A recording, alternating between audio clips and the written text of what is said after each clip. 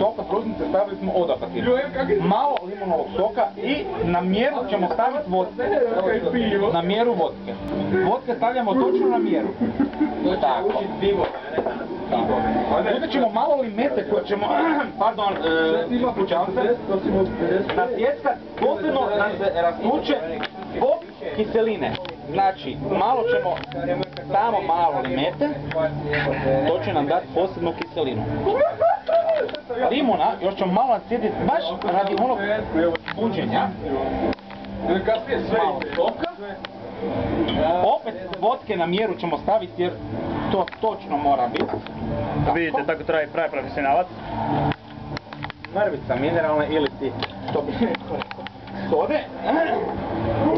Cezar je tu samo za slikanje, ali, pošto ovak radimo, Cezara samo malo da bolje lupi. Samo malo.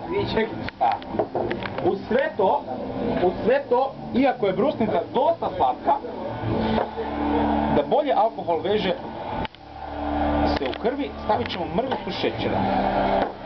Sve to dobro ćemo zatvoriti. Uzet ćemo krpu koju nemamo i krenut ćemo s mučkom. Jel da? Tako. Samo ovo će biti...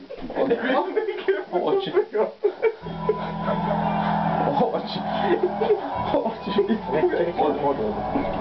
odradno. Ovo će biti samo onaj ko voli brusnicu. To ti goji kuhar.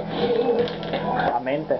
Mentu nećemo staviti jer menta mi je posebno... Šta to smrdi u pitu? Posebno, znači u te moje ćemo čovjek. Koliko ti evo rekao da ćeš pit neke? Ovo, znači malo možemo staviti limete samo lagano za ukras, da bolje to sve izgleda. Vidi koliko sam ih stavio u pitu. Eto. Čekaj, nekom ćemo da postaviti. I sad ćemo probati. Ajde, pomozi ovo da odnesem. Novi. Jesi čuo?